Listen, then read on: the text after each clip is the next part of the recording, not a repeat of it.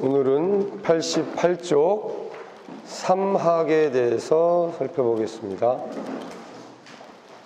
초기 경전에 설해져 있는 불교의 수행 덕목에는 여러 가지가 있지만 불도를 수행하는 이라면 누구나 반드시 닦아야 하는 기본적인 세 가지 수행 방법으로서 지계와 선정과 지혜의 3학이 있습니다.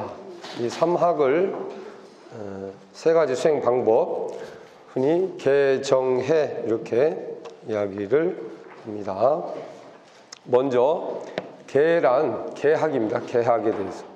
계란, 한자로는 경계한다는 말인데 행위, 습관, 성격 등의 뜻을 지니고 있습니다. 즉 선이든 악이든 습관적 행위를 모두 계라고 할 수 있으며 세속적 의미에서의 계란, 도덕적 행위를 말한다고 할 수 있습니다. 그러므로 계학은 바른 행위, 바른 습관, 바른 성격 등을 배운다는 뜻이 포함되어 있습니다.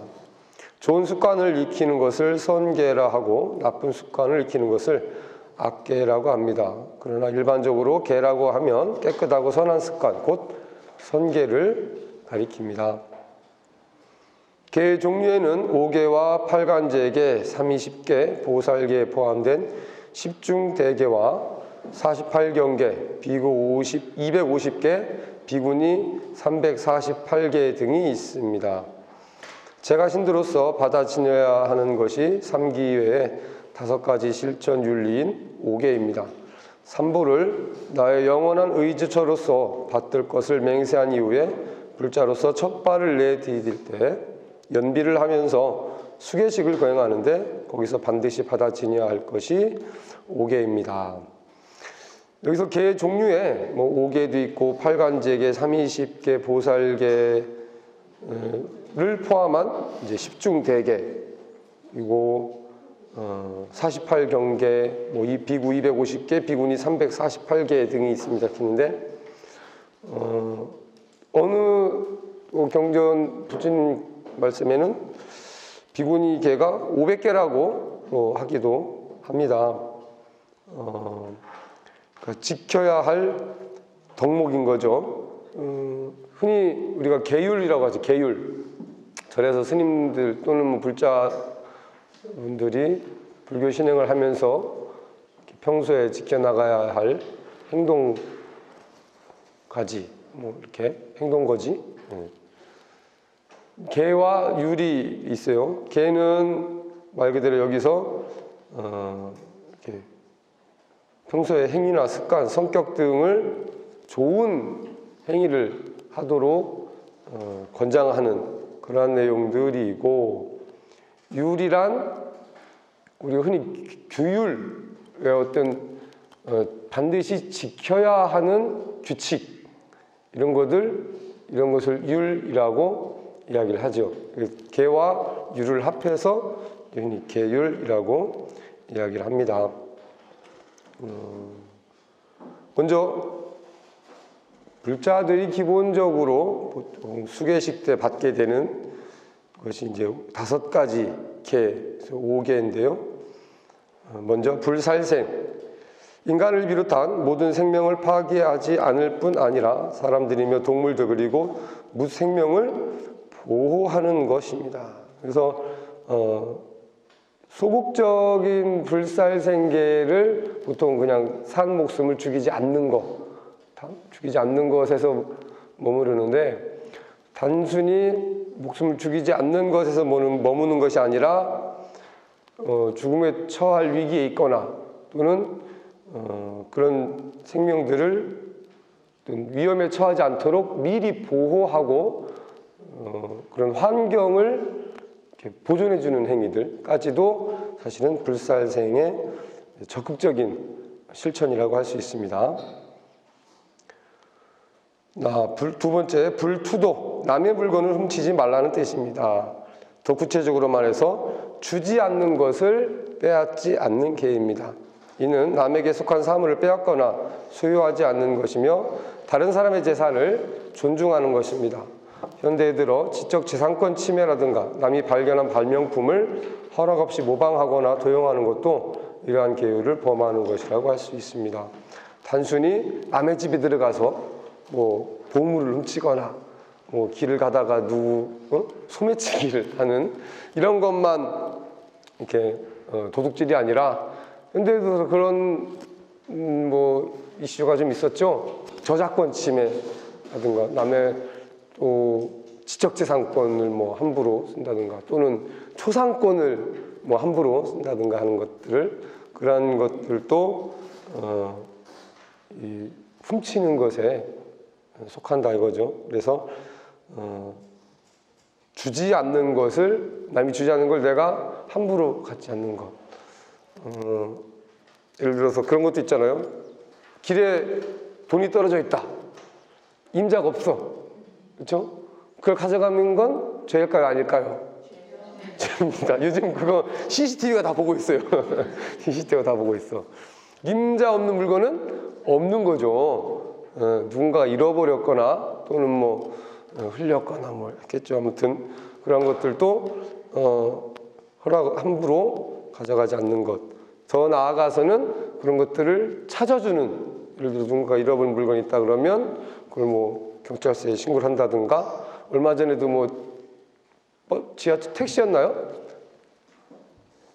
그 많은 돈이 든 가방을 발견하고 이렇게 찾아줬다는 이야기도 있고, 어쨌든 그런 식으로 남이 잃어버린 물건을 적극적으로 찾아주는 것 또한 이런 불투도의 적극적인 실천이라고 할 수 있습니다.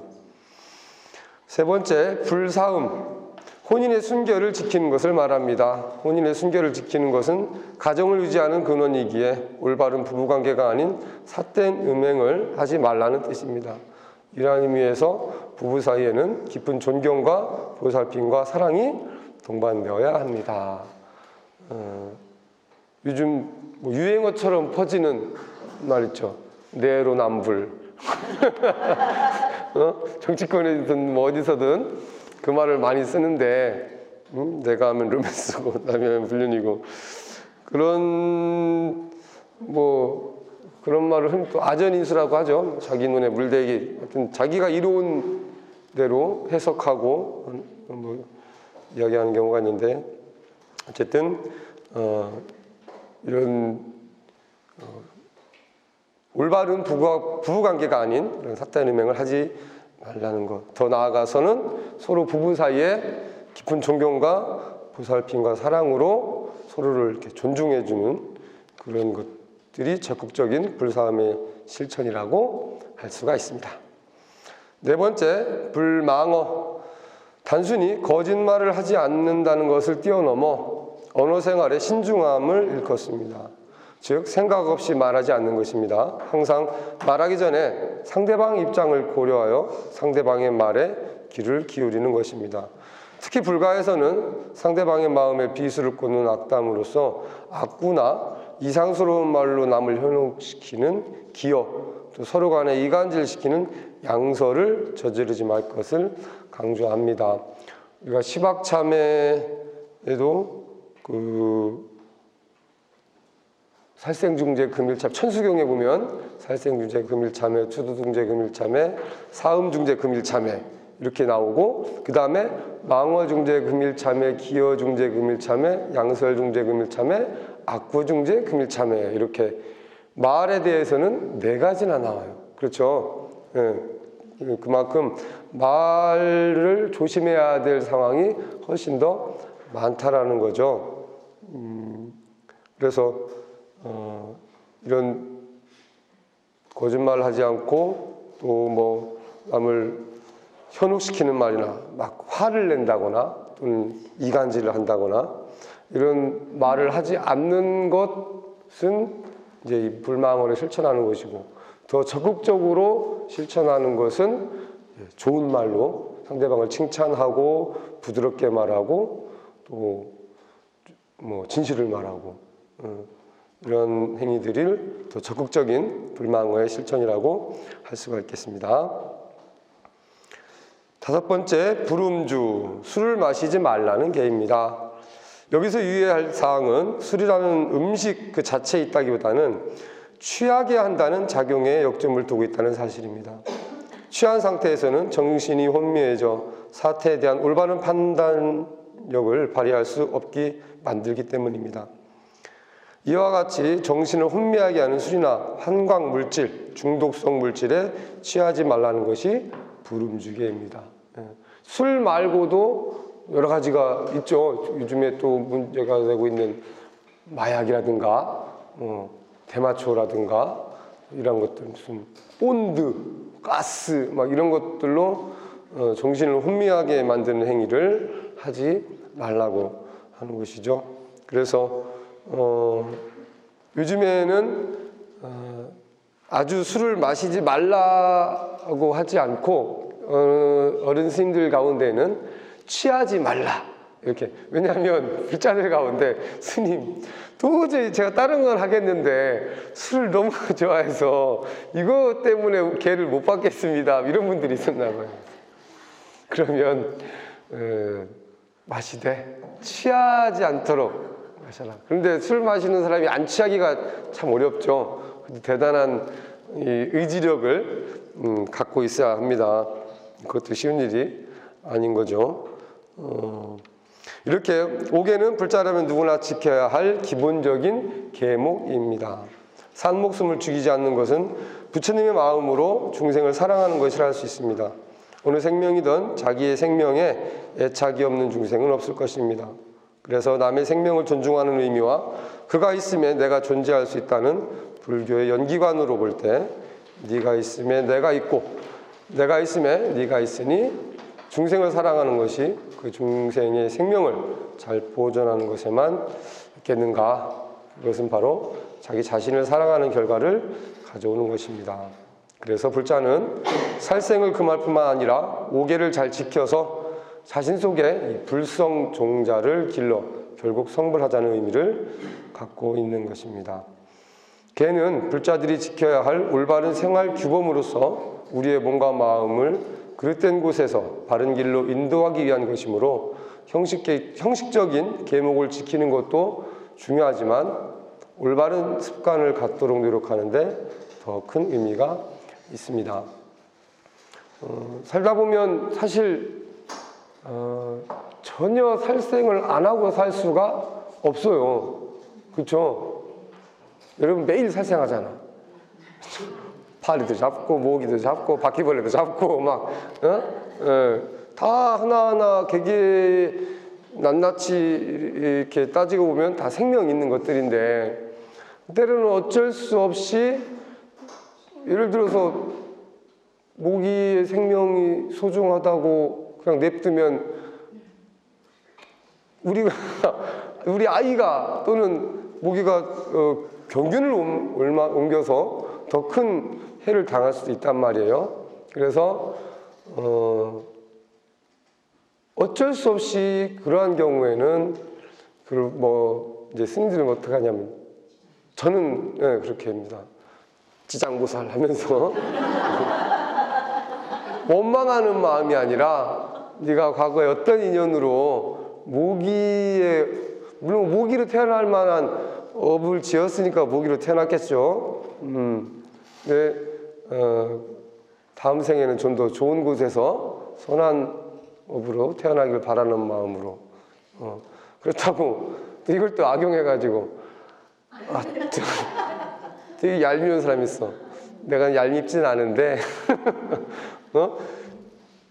너를 위하는 마음으로 때리는 거야. 그래서 사랑의 매를 막 때리고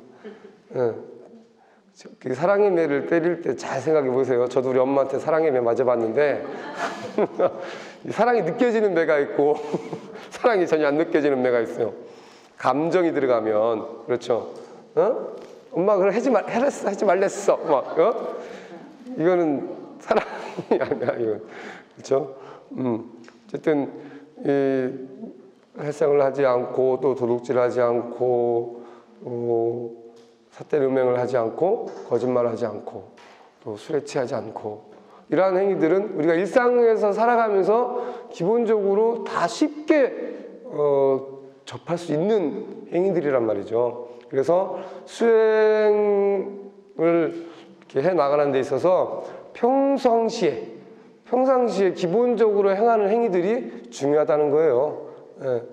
막 아무렇게나 막 살면서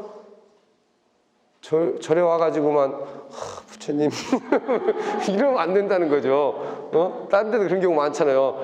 6일 동안 온갖 짓 하다가 일요일 날 딱 가가지고 이거는 올바른 어떤 그 신행 활동이 아니라는 겁니다. 평소에 절에 올 때만 아주 이렇게 성스러운 것이 아니라 평소에 성스러운 마음으로 어떤 행위를 할 때 그것이 성불로 가는 지름길이 될 수가 있습니다. 두 번째, 정학.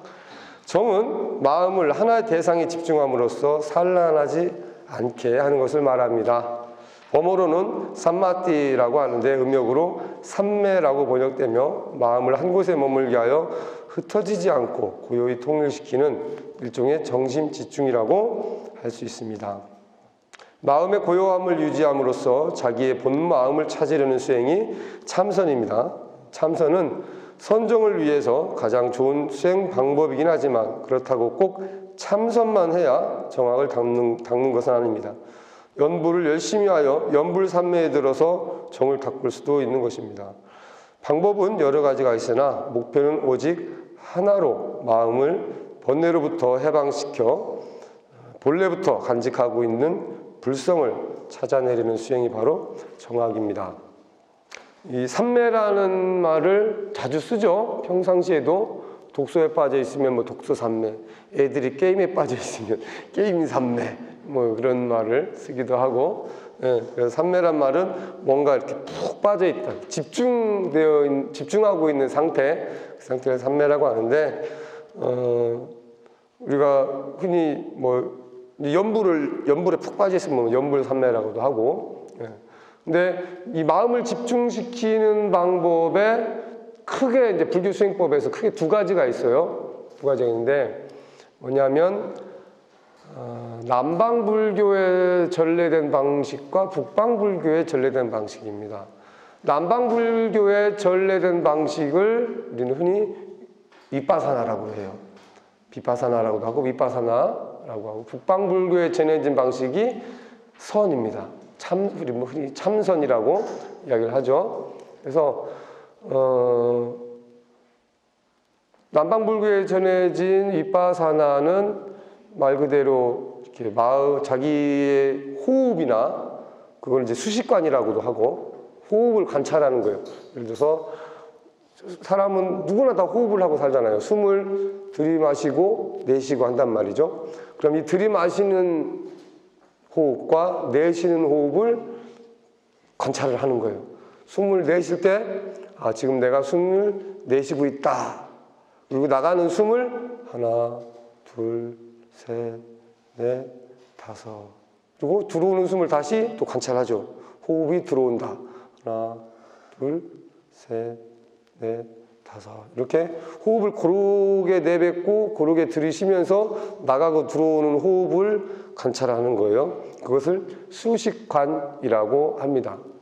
그래서 그 호흡을 편안하게 갖고 그러다 보면 자기의 이제 내면의 세계까지도 맑아지는 거죠. 맑아지는 효과가 있는 거예요. 그걸 비유하자면 마치 흙탕물이 이렇게 담긴 세스티아를 가만히 놔두면 점점 시간이 지날수록 가라앉죠. 부유물들이 싹 가라앉아서 위에는 이제 맑은 물만 이렇게 딱 보이는 그런 현상을 쉽게 이해할 수가 있습니다. 참선은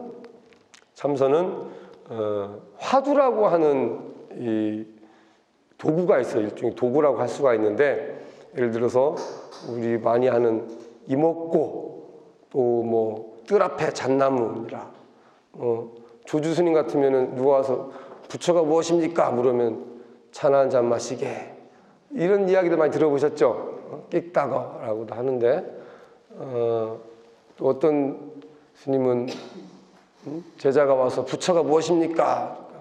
말은 똥막대기니라. 그러니까 이 화두라는 건 그 화두를 놓고 보면 도대체 이게 뭔 소리인지 알 수가 없어요. 그렇죠? 방금 밥 먹고 바로 공양을 끝나고 나왔는데 스님 부처가 무엇입니까? 공양을 했는가? 방금 바로 그냥 같이 하셨지 않습니까? 그럼 바로 나 닦게. 끝났어. 뭐 부처를 물어봤는데 뭔 엉뚱상투하는. 그런데 이게 그 스님이 던진 질문, 이걸 이제 화두라고 한단 말이에요. 그래서 우리가 일반 세간에서도 뭐 오늘날의 화두는 뭐 어쩌고 경제다 뭐다 막 이러면서 이렇게 이야기를 갖다 인용을 해서 많이 쓰잖아요.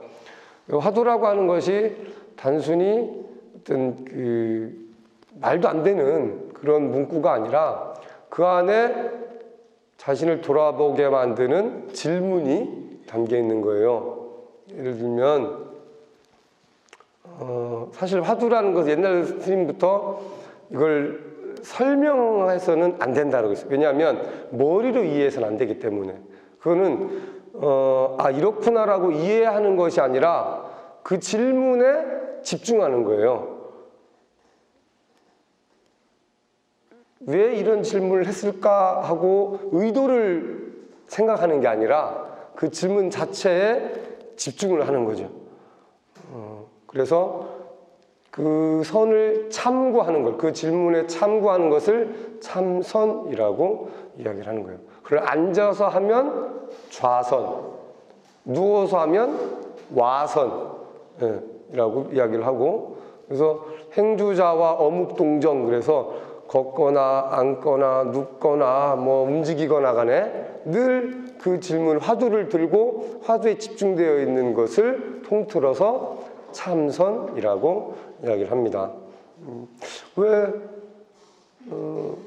밥은 다 먹고 나왔는데 공양했는가? 라고 했을까? 스님 이상한 거 아니야? 그렇게 스님의 의도를 궁금해하는 것이 아니라 공양했는가? 이목고라는 질문은 스님이 이제 그 스승한테 스님 부처가 무엇입니까? 라고 물었을 때 그 송장을 끌고 온 놈이 누구냐? 하고 이제 질문을 해요.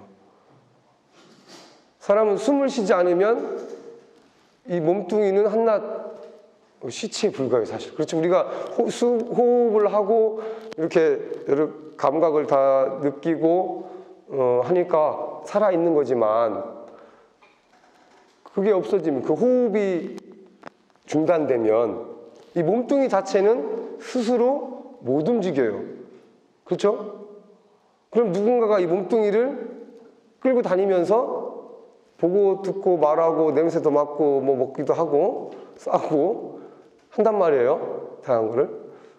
그럼 이 비유하자면 몸뚱이는 승용차야, 차. 차는 드라이버가 운전을 해야만 비로소 기능을 발휘할 수가 있죠. 운전사가 없으면 차는 그냥 물건일 뿐이에요. 그렇죠? 생명이 없는 물건에 시동을 켜고 기어를 넣고 움직일 때 비로소 제 역할을 하게 된다는 거죠. 그럼 내 몸을 움직이는 드라이버가 누구냐 이거예요. 드라이버가. 그게 너냐? 그 드라이버가 누군가? 이게 뭔가? 이 몸뚱이를 끌고 다니는 이게 무엇인가 하는 질문이 이목. 그걸 이제 성철 스님이 그 경남 산청분이잖아요. 그러니까 원래 이 이목구는 시산마, 그래서 중국말로 이것이 뭐냐 이렇게 이제 질문을 했는데 성철 스님이 경상도 사투리를 많이 써가지고 이기 먹고 이렇게 제자한테 많이 이렇게 얘기를 하신 거예요. 그래서 그게 줄여져서 이먹고라고 이제 굳어지게 된 거죠. 어쨌든 이렇게 그 질문에 집중함으로써 다른 생각이 없어지는 거예요. 왜냐하면 우리도 그런 거 있잖아요. 어떤 하나의 생각에 빠지면 다른 거 잊어버리죠. 열심히 다림질하다가 전화가 왔어. 전화 받고 한참 통화하고 야, 자세한 거 만나서 하자. 그러고 나서 끊고 어디로 가요? 이제 부엌으로 가. 아니면 청소기를 든다든가. 응? 네. 그 전까지 뭘 하고 있었는데 까먹는 거죠. 그런 경우 있잖아요, 솔직히. 그렇죠? 왜냐면 그거에 집중해 있었기 때문에. 말 그대로 화두에 집중하면 다른 이제 번뇌, 망상 이런 것들이 딱 사라지게 되는 거죠. 그래서 화두를 깨우쳤을 때, 이제 깨우친다는 말을 쓰는데, 화두에 대한 의심이 완전히 풀렸을 때, 풀리면 더 이상 다른 번뇌와 집착에 흔들리지 않게 된다는 거죠. 그래서 평상시에도 이 화두 하나쯤을 이렇게 들고 있는, 그러니까 가장 뭐 보편적인 화두가 아까 말씀드린 이목고예요. 과연 이 몸뚱이를 끌고 다니는, 또 누군가 얘기했을 때 어떤 데 내가 감정이 막 폭발하고 그런단 말이에요. 그러면 이 감정을 폭발시킨 놈이 누굴까? 대부분은 너 때문이야, 너 때문이야 이제 이러는데, 근데 또 따지고 보면 그건 간접적인 원인이 될 수 있지만, 물론 상황에 따라서 그런 상황이 분명히 있었으니까, 그렇죠? 그럴 만한 상황은 분명히 있었어요. 그런데 그럴 만한 상황에서 어쨌든 내 화를 내고 또 감정의 동요가 되고 그랬던 것은 내가 한 거란 말이에요. 그렇죠? 반대로 막 기쁨에 들뜨고, 흔히 그런 얘기도 합니다. 화를 내는 것도 좋지 않지만 너무 좋아서 막 그렇게 들뜨는 것 또한 사실은 좋지 않은 거예요. 그렇죠? 그래서 칭찬에도 우쭐대지 말고, 비난에도 흔들리지 말고, 무수의 불처럼 혼자서 가라. 부처님 초기 무수의 불처럼 혼자서 가라라고 하는 큰 말씀이 있는데, 거기에 이제 그런 이야기가 나오죠. 누가 그런 사람 있죠. 조금 이렇게 잘했다 해주면 우쭐해가지고 막 그것 또한 자신을 잃어버리게 되는 거예요. 왜냐면 그러다 또 실수하거든요. 그래서 매 순간 냉정하게 자신을 이렇게 바라보고, 내가 이 순간에 해야 할 일이 무엇일까? 그걸 집중하는 것을 정이라고 이야기할 수가 있습니다. 세 번째, 해학. 해는 바냐라고도 하는데, 바냐란 범어로 브라지냐라고 하며 팔리어로는 빤냐라고도 합니다. 바냐는 바로 팔리어 빤냐의 은력으로서 마하와 같이 그 발음만 따서 옮긴 또 다른 예입니다. 여기서 이야기하는 지혜는 우리가 생각하는 단순한 지혜가 아니라 최고의 지혜, 즉 깨달음에 이르신 부처님의 밝은 지혜를 의미합니다.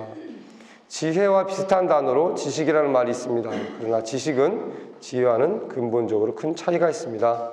우리들이 계산하고 암기하고 생각하고 분별하는 능력이 극대화된 것이 지식이라고 한다면, 지혜는 이러한 범부중생의 사량 분별을 초월하는 것입니다. 우리는 누구나 부처님과 똑같은 지혜를 가지고 있지만 어리석은 범부 노릇을 면하지 못하고 있습니다. 왜 부처님과 똑같은 지혜가 있는데도 괴로움에서 벗어나지 못하고 있는 것일까요? 그 이유는 지혜가 있되 그 지혜를 활용하지 못하기 때문입니다. 부처님께서는 그 까닭을 우리가 항상 망상, 뒤바뀐 생각, 집착을 가지고 살기 때문이라고 하셨습니다.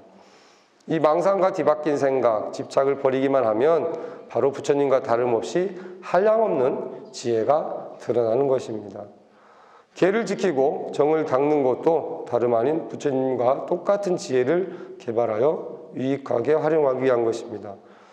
지혜를 개발하기 위해서는 자기의 분수를 알고 사물의 이치를 바로 보고 집착하는 마음을 버려야 합니다. 불교의 유식학파에서는 열애의 지혜를 크게 네 가지로 나눕니다. 그래서 성소작지, 묘관찰지, 평등성지, 대원경지, 이렇게 네 가지로 나누는데요. 성소작지는 중생을 제도하는 데 걸림없이 자제한 방편의 지혜, 묘관찰지는 모든 중생의 업과 근성 등을 미묘하게 보는 지혜, 평등성지는 모든 법의 평등여일한 모습을 보는 지혜, 대원경지는 모든 법을 통달하여 원만하게 비추어 보는 지혜. 이렇게 굳이 지혜에 대해서 이렇게 나눠놨지만, 사실 최상의 지혜를 얻는다면 굳이 이런 지혜를 이렇게 세세하게 나눌 필요도 사실 없게 되죠. 이와 같이 사막은 윤리적 규범인 계, 정신적 수행인 정, 지혜의 연마인 해의 구조로 이루어져 있습니다. 이 세 가지 관계는 무엇일까요? 대반열반경에 의하면 이러이러한 계정해가 있다. 계가 실천되었을 때 정의 큰 이익과 과보가 있다. 정이 실천되었을 때 해의 큰 이익과 과보가 있다. 해가 실천되면 마음은 번뇌, 즉 용루, 유루, 견루, 무명루로부터 해탈하게 된다라고 했습니다.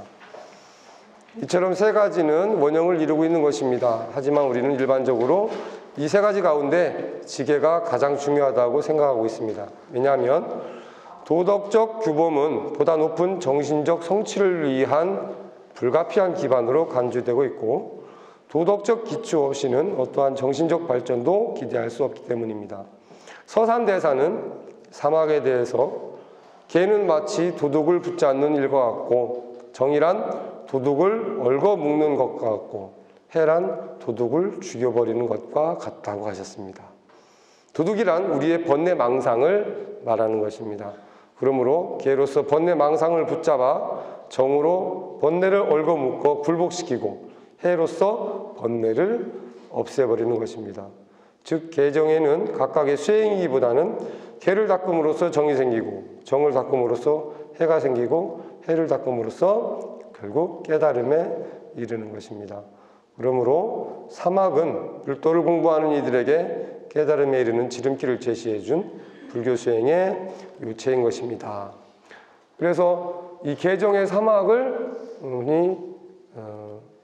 향로 또는 촛대의 세 다리와 비유를 많이 합니다. 보통 촛대나 향로에 보면 다리가 세 개인 경우가 많죠. 그래서 그 세 개 중에 어느 하나라도 제대로 자리 잡고 있지 않으면 그 향로는 곧 쓰러져 버리게 되는 거예요. 그래서 불교의 이 개정의 삼학 또한 이 중에 뭐 하나만 한두 가지만 실천해서 되는 것이 아니라 세 가지가 고루 실천되었을 때 비로소 이 수행이 완성될 수가 있는 거죠. 그래서 좀 더 깊게 들어가자면 이 팔정도, 밑에 팔정도와 사막의 관계를 보시기 바랍니다. 불교의 모든 교설과 가르침이 개정해라는 사막으로 압축된다는 것을 위해서 살펴봤습니다. 그런데 팔정도 역시 이 같은 범주에서 벗어나 있지 않습니다. 지난 시간에 팔정도 배웠죠. 대지도론에 따르면 팔정도를 개정해에 각각 다음과 같이 배제하고 있습니다. 팔정도에는 세 부분이 있다. 즉 세 항목은 개가 되며 세 항목은 정이 되며 두 항목은 해가 된다. 그래서 이상의 내용을 비춰볼 때 정견과 우리 팔정도의 맨 앞에 정견, 정사유가 나왔죠. 그 두 가지는 해에 해당하며 정어, 정업, 정명 이 세 가지는 개에 해당하며 정진, 정념, 마지막 정정은 정에 해당하는 것입니다. 따라서 팔정도는 개정의 사막의 실천과 하나로 통일된 것입니다. 그러니까 우리가 팔정도 8가지 수행법이 결국 이 개정의 사막을 실천하는 것이라 이거죠. 그래서 우리가 누차 말씀드렸지만 세 가지로 업을 짓는다고 했어요. 그렇죠? 뭐예요? 신구의 몸과 입과 생각으로 세 가지 업을 짓는다고 누차 세 가지로 정보를 늘 생산해낸다고 말씀을 드렸죠. 그 정보가 곧 업이 되는 거고 여기 보시면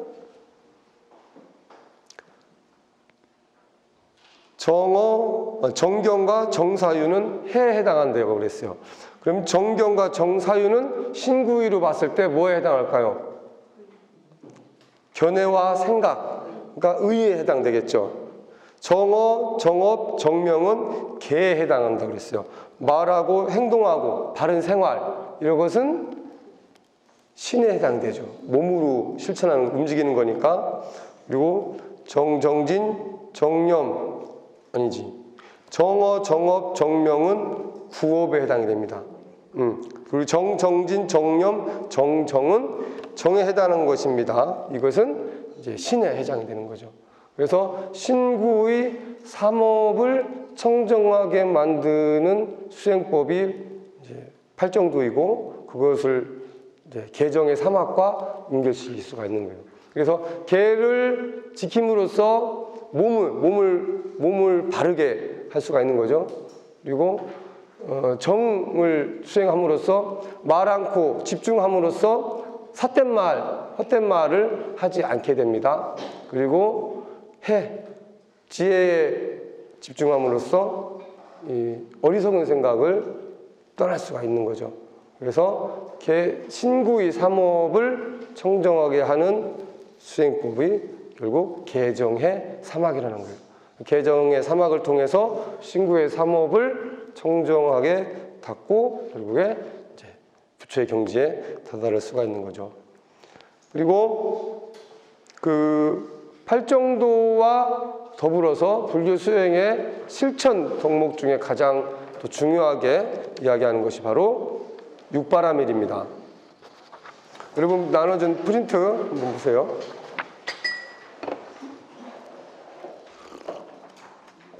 우리 교재에 육바라밀을 따로 이렇게 육바라밀은 빠졌어요. 그래서 제가 육바라밀을 따로 좀 프린트를 해왔습니다. 시간이 많지 않으니까 좀 빨리 넘어갈게요. 육바라밀다, 육도 피안이라고도 합니다. 육바라밀은 보시바라밀, 지게바라밀, 인욕바라밀, 정진바라밀, 선정바라밀, 지혜바라밀로 이루어져 있습니다. 바라밀 또는 바라밀다는 산스크리트어 파라미타를 음력한 것으로 완성, 피안 등을 의미합니다. 원래 바라밀 개념은 원시불교 시대에서 비롯된 것으로 부파불교의 논서인 대비바사론에서는 보시지계, 정진반야의 4가지 바라밀을 논하고 있습니다. 육바라밀은 원시불교에서 말하는 개정의 삼학과 대승불교의 수행이 목표로 하는 자리이타의 이념에 근거하여 팔정도를 비롯한 모든 수행법들을 대승불교 차원에서 체계화한 것입니다. 그러므로 대승불교에서 육바라밀은 곧 대승, 즉 보살의 큰 수레로 표현될 만큼 중요시 되었습니다.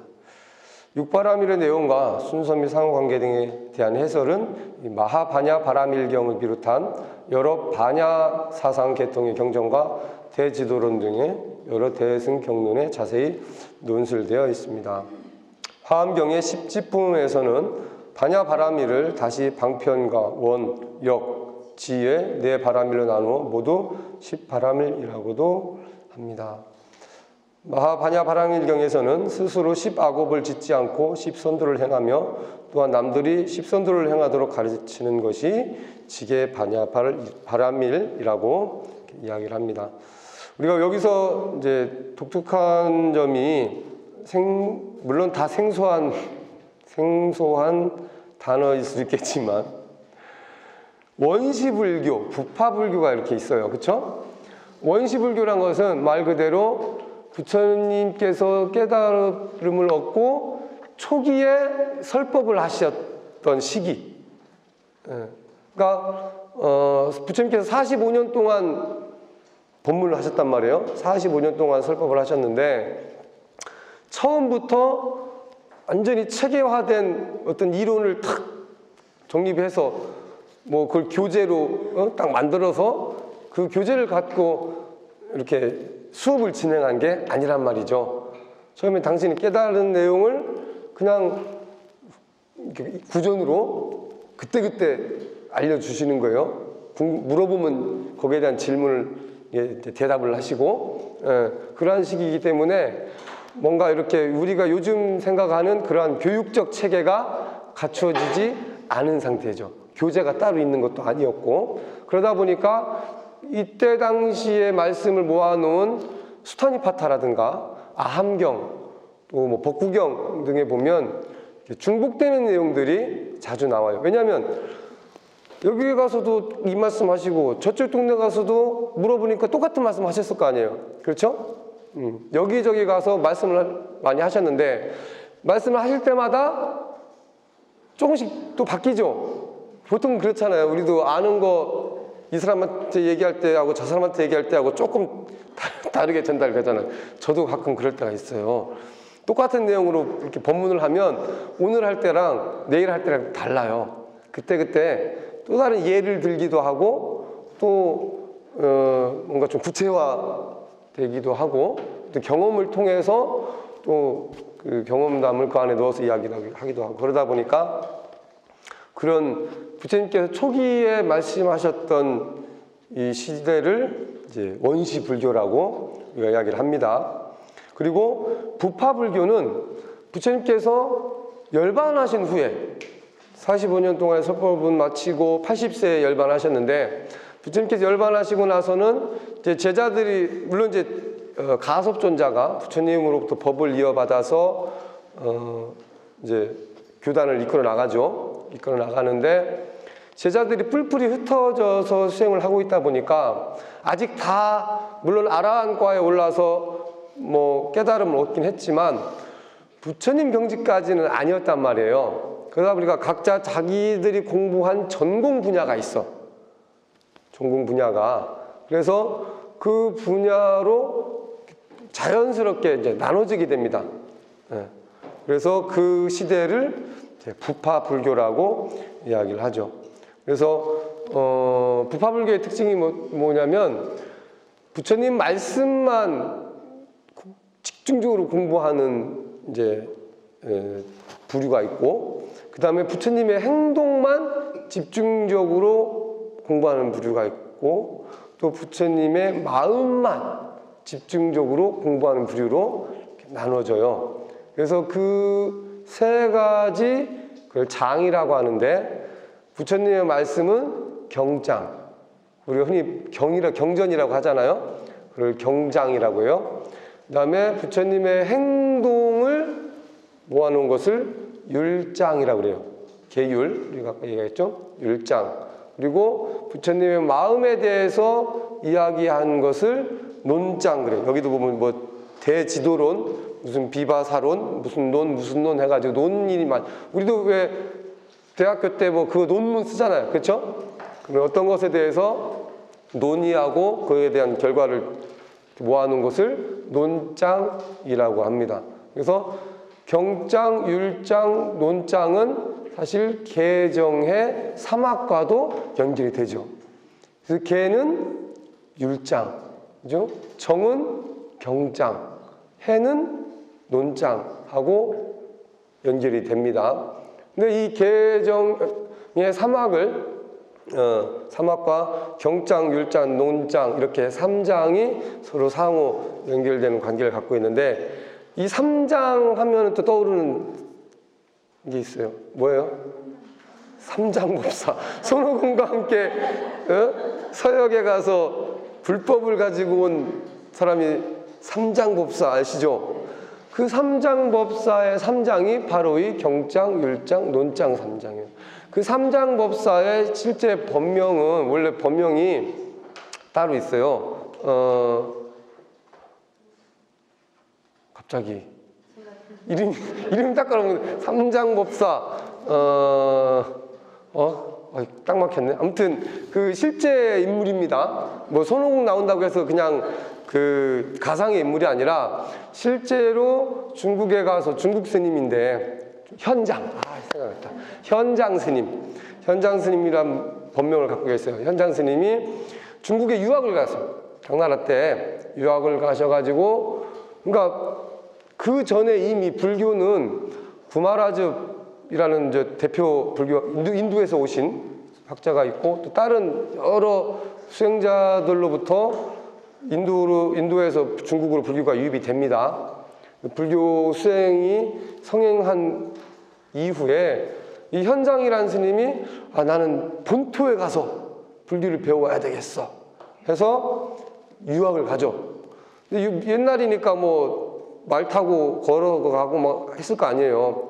오랜 시간 동안 온갖 고초를 겪으면서 편안하게 간 것이 아니라 그래서 인도에 가서 불교를 수행하고 경율론 3장을 두루 다 배워서 이제 들어오시는 거죠. 그래서 그 일대 이야기를 좀 재밌게 이렇게 만들어 놓은 것이 이제 그 서유기고 그 스님의 이제 대표적인 닉네임이 삼장법사라고 이렇게 불려지게 된 거죠. 그게 이제 어쨌든 부파불교가 그 후로 어쨌든 세분화돼서 남방 쪽으로도 전래가 되고 또 북방 쪽으로도 전래가 됐는데 여기에서 대승이라는 또 표현이 나옵니다. 일반적으로 북방으로 전해진 불교를 대승불교, 남방으로 전해진 불교를 소승불교라고 이야기를 하는데요. 대승과 소승은 사실은 북방불교의 좀 맹점이라고 볼 수도 있는데 뭐냐면 한족들, 북방의 이제 중국인들, 특히 대륙의 한족들은 남방 사람들을 좀 이렇게 천하게 보는 경향이 있었죠. 오랑캐라고 하면서 변방의 민족들을, 소수 민족들을 오랑캐라고 했어요. 그렇죠? 그러면서 불교 또한 물론 부처님 가르침이긴 한데 거긴 소승, 수레가 작아, 많이 못한다. 우리 북방불교는 대승이야. 수레가 커서 많은 사람이 함께 타고 부처님의 경지에 오를 수 있는 그런 수행이다라고 해서 대승과 소승으로 나누게 됐죠. 그래서 지금은 대승, 소승이라는 표현을 쓰지 않고 북방불교, 남방불교 이렇게 지역으로 나누어 썼습니다. 북방불교, 남방불교의 대표적인 수행법이 아까 이야기했던 참선과 비파사나, 그리고 티벳이나 네팔 이런 이제 히말라야 언저리에 있는 국가들 있죠. 부탄이라든가 그쪽에 전해진 불교는 이제 흔히 밀교라고 이야기를 합니다. 티벳 불교를 흔히 라마 불교라고도 이야기를 하고 또는 라마교라고도 이야기를 해요. 라마교란 말은 달라이 라마라고 하는 정신적 지도자를 뜻하는 호칭에서 비롯된 건데 그 네팔 불교, 그러니까 불교하고 상관없는 게 아니라 불교예요. 부처님의 가르침이 전해졌는데 그 중에서도 밀교라고 하는 흔히 우리가 천수경이나 할 때 진원 많이 나오죠. 여러 가지 진원이 나와요. 다란이도 있고 그러한 진원 수행을 또 집중적으로 하는 그래서 약간 뭔가 은밀하게 전해진 그런 수행법이라고 해서 흔히 밀교라고 이야기를 합니다.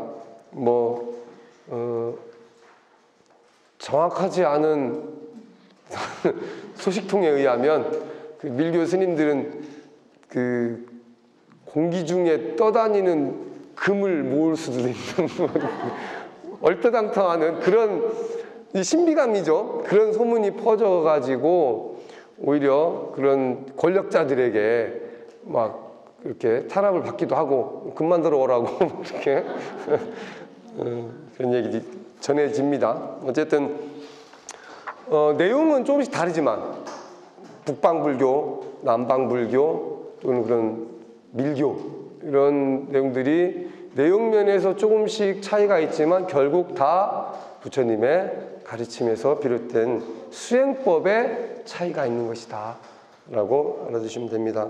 자, 육바라밀은 첫째 보시바라밀, 두 번째 지계, 세 번째 인욕, 정진, 선정, 지혜 이렇게 6가지라고 했는데요. 6가지의 적극적인 실천, 바라밀은 여기서 실천이라고 이야기를 합니다. 그래서 한번 쭉 읽어보시고 저 뒤에 세 번째 장에 가시면 그걸 요약을 해놨어요. 시간 짧을 것 같아서. 보시바라밀, 일체 탐욕을 떠나서 남을 대할 때는 희생과 봉사와 헌신의 정신으로 주고 베푸는 마음으로 대하라. 보시는 말 그대로 베푸는다는 이야기예요. 베푸는 것을 실천하는 것을 보시바라밀이라고 이야기합니다.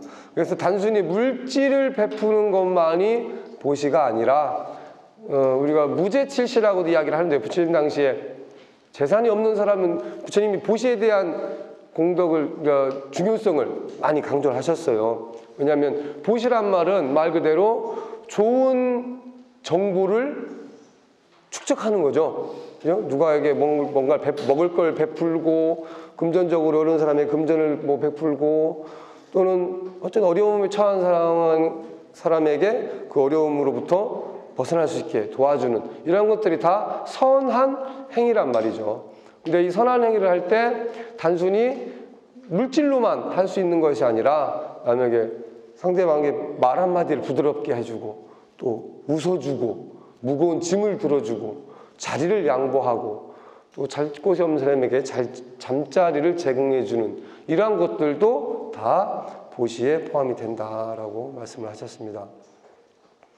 두 번째, 지게바라밀. 계율을 지켜 타인에게 즐거움을 줄지언정 피해를 주지 말며 사물에 있어서는 후회하는 일은 하지 마라.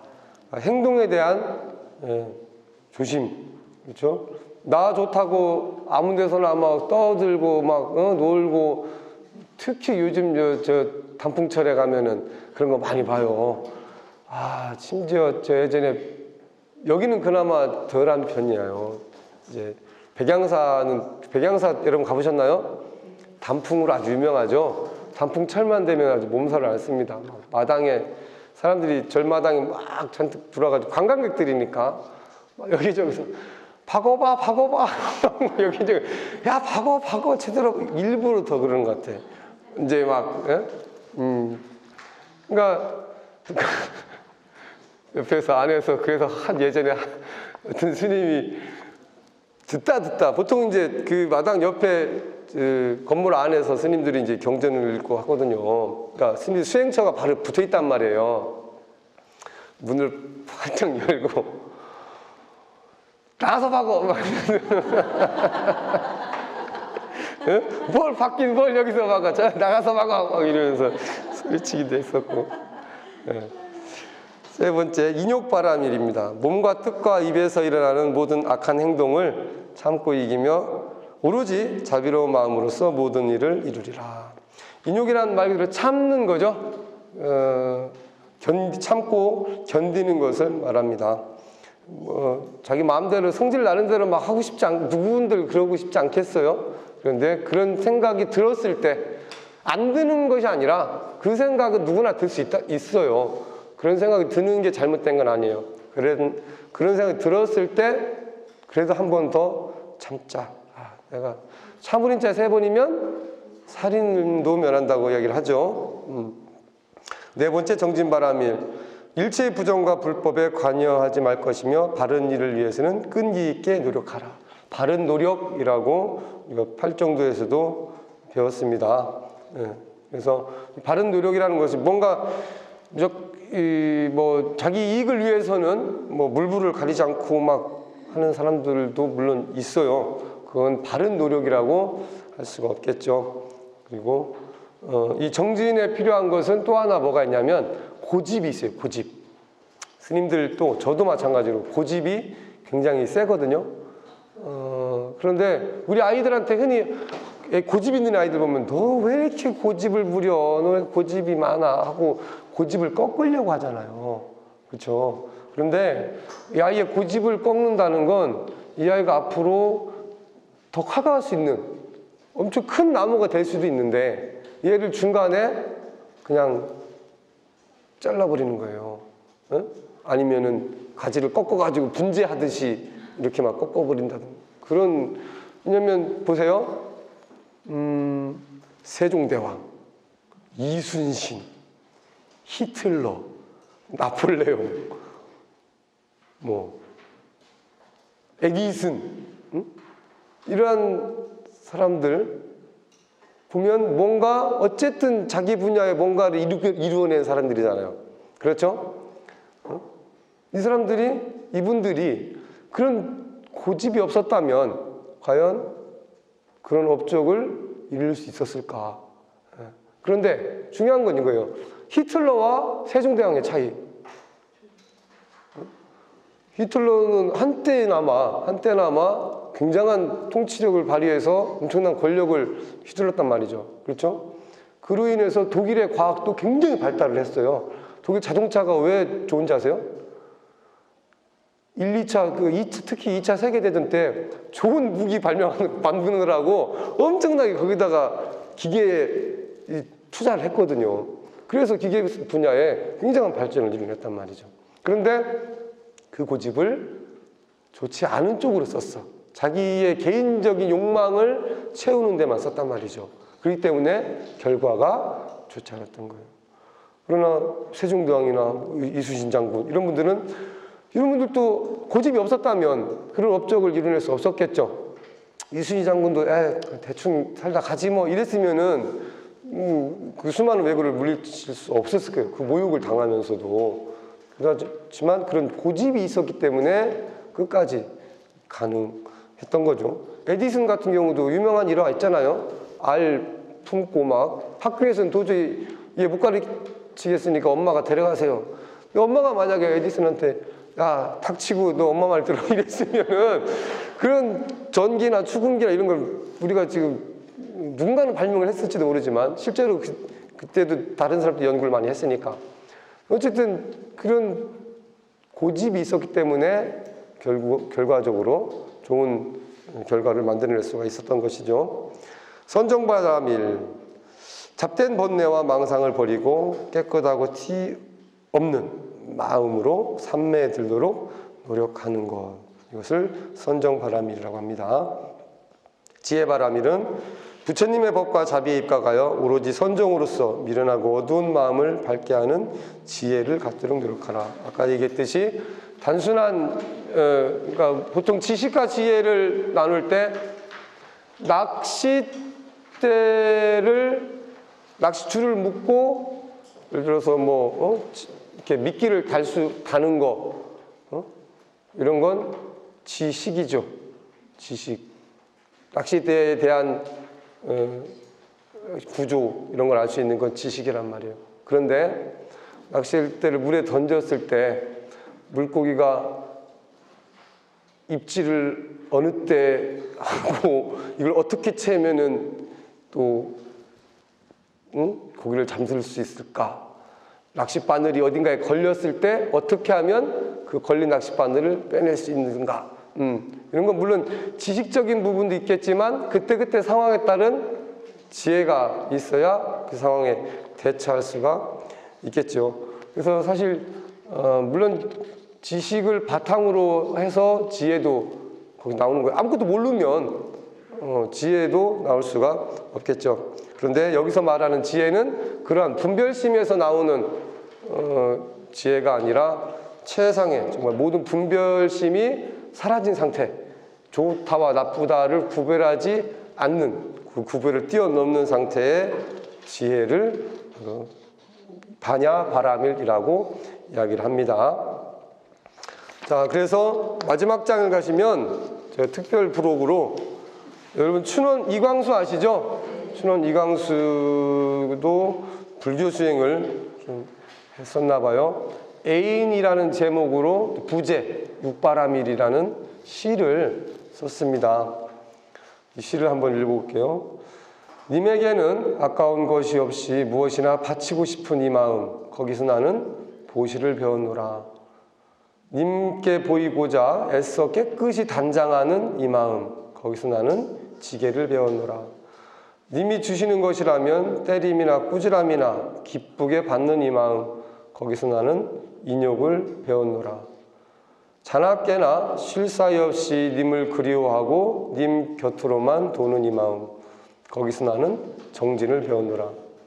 천하하고 많은 사람 중에 오직 님만을 사모하는 이 마음, 거기서 나는 선정을 배웠노라. 내가 님의 품이 안길 때 기쁨도 슬픔도 님과 나와의 존재도 잊을 때 거기서 나는 반야를 배웠노라. 이제 알았노라. 님은 이 몸에 바라미를 가르치려고 짐짓 애인의 몸을 낳으신 부처님이라고. 시인은 신이에요. 이렇게 바라미를 멋진 비유로서 실제로 그렇죠. 자기가 정말 사랑하는 사람이 있다면 그 사람에게 다 해주고 싶고 이뻐 보이고 싶고 뭘 해도 괜찮고 그렇죠? 그 사람 옆에만 있고 싶고 그 사람에게만 그 사람만 사모하고 이런 사람이